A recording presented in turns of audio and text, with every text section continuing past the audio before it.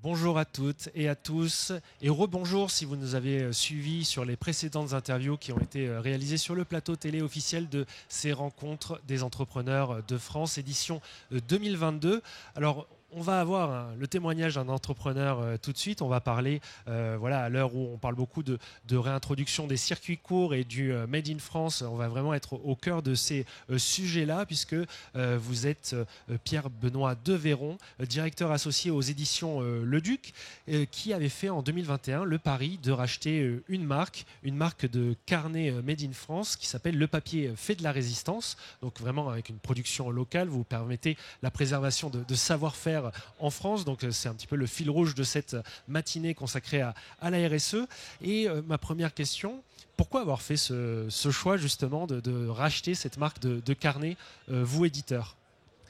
Alors, bonjour Clément, tout d'abord merci beaucoup de m'inviter sur ce plateau et de me donner l'opportunité de présenter cette marque qui me tient à cœur, le papier fait de la résistance. Donc en fait, je co-dirige les éditions Le Duc avec Karine Bailly de Robien. Et en fait, avec Karine, nous sommes des éditeurs entrepreneurs.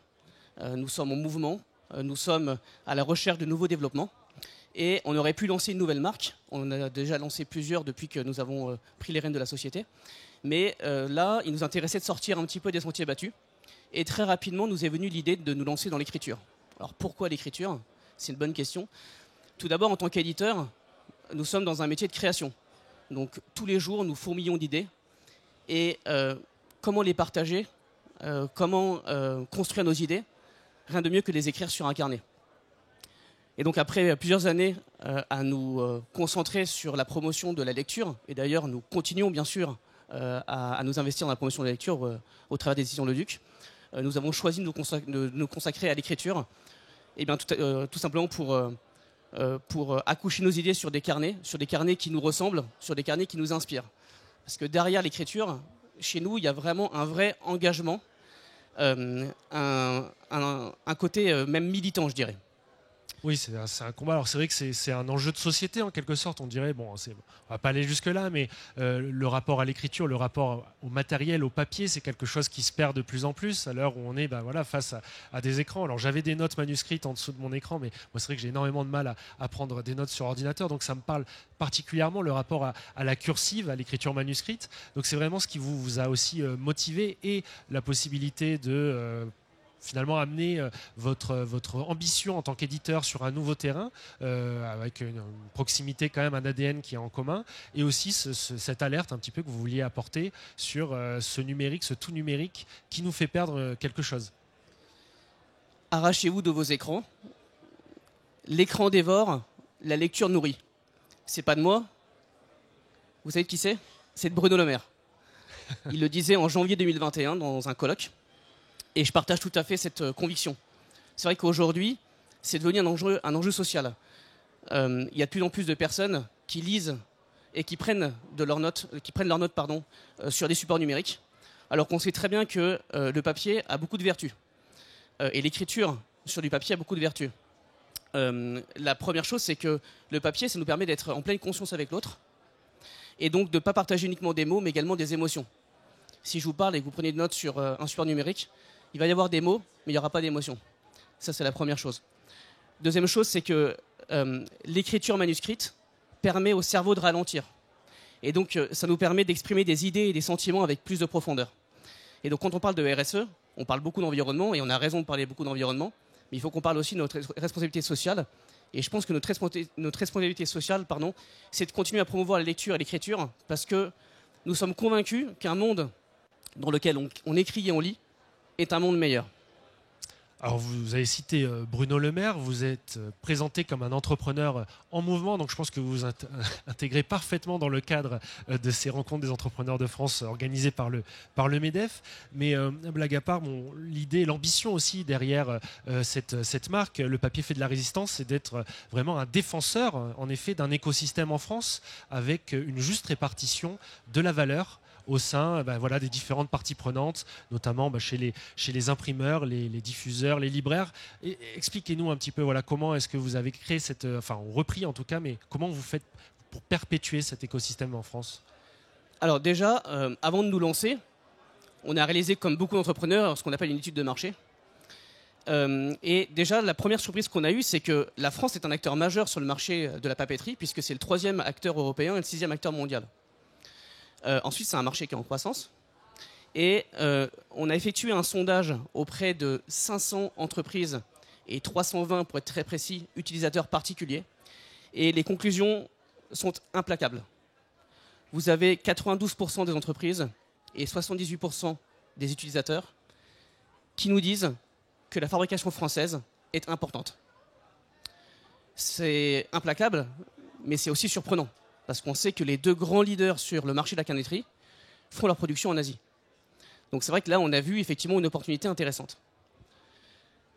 Rapidement, on a, fort de cette conviction, il nous restait l'opportunité, on a rencontré 2 amoureux du papier.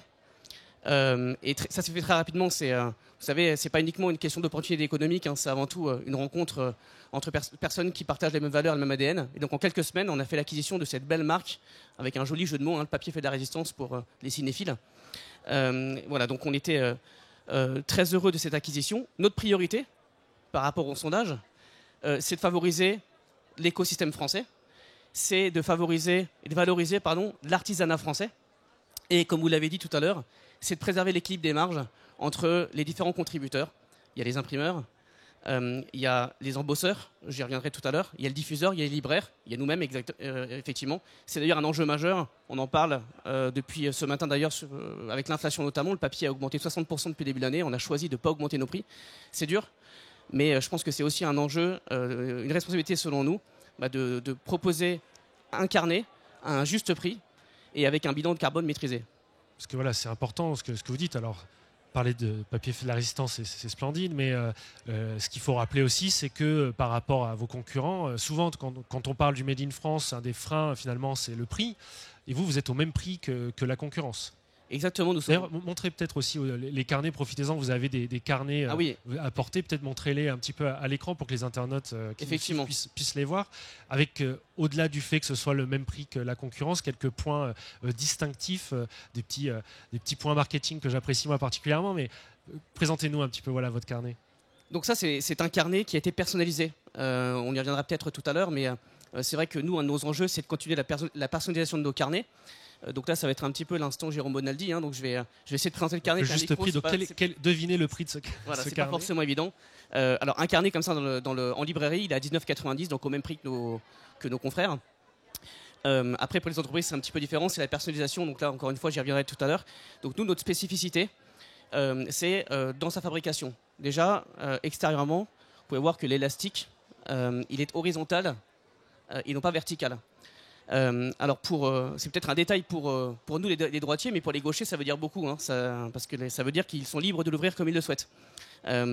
Et quant à tous les autres, nous droitiers, ça nous permet de poser un stylo. Vous savez, le stylo qu'on perd tout le temps, on peut le poser sur l'élastique, donc c'est quand même beaucoup plus pratique. Ensuite, on l'a dit tout à l'heure, on a un enjeu d'éco-responsabilité. Et donc nous, ce qui nous intéressait, c'était d'avoir une certification FSC. Donc FSC, c'est un mot anglais qui montre la certification liée à la gestion durable des forêts. Et bien évidemment, tout est FSC. Le papier l'est, et puis la couverture qui est en toile du marais avec des coins arrondis. Voilà, c'est vraiment très sympa à caresser cette couverture. Voilà, à l'intérieur, vous avez un papier FSC, vous avez un tranche-fil avec un marque-page qui vous permet de vous repérer, et puis à la fin, vous avez un index qui vous permet de vous organiser. Dernière chose qui est intéressante aussi, c'est on nous dit souvent que c'est une erreur, c'est pas du tout une erreur. La pagination est à rebours, parce qu'en fait, ce qui nous intéresse nous, c'est pas le nombre de pages qu'on écrit, mais le nombre de pages qu'il nous reste à écrire. Voilà, ça fait partie des quelques spécificités.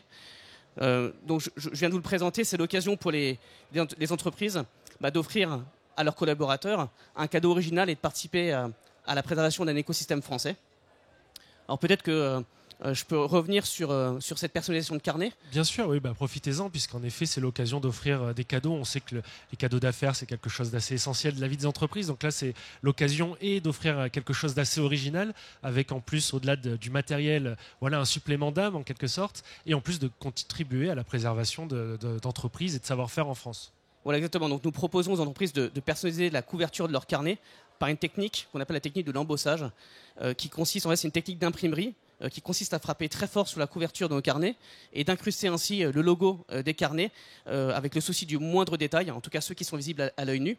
Donc cet embossage est effectué à Lyon par un embosseur qui s'appelle Romain, qui travaille avec des techniques qui ont été transmises de génération en génération depuis la fin du 19e siècle. Voilà un bel artisan qu'on souhaite valoriser, j'en profite pour le saluer. J'en profite également pour saluer les 500 entreprises qui nous ont déjà fait confiance. Donc merci beaucoup d'avoir contribué au développement de cette marque. Puis j'en profite aussi bien sûr pour saluer Florence Bray, qui est notre chargée de projet et qui chaque jour m'a fait la promotion du papier fait de la résistance. Donc vraiment, voilà, nos carnets auront tellement à dire sur vous, surtout si vous les partagez avec vos collaborateurs.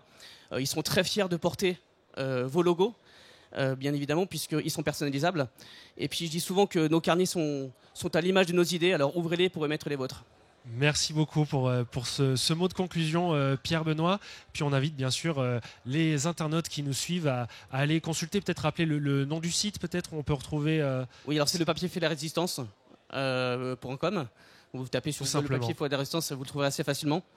Et puis sinon, on espère enfin pouvoir vous croiser dans un nombre de plus en plus important de librairies et puis de magasins aussi, puisque voilà, ça mérite, cette offre, elle mérite, mérite en tout cas de se développer. Merci beaucoup Pierre-Benoît pour votre témoignage ce matin. Merci à vous.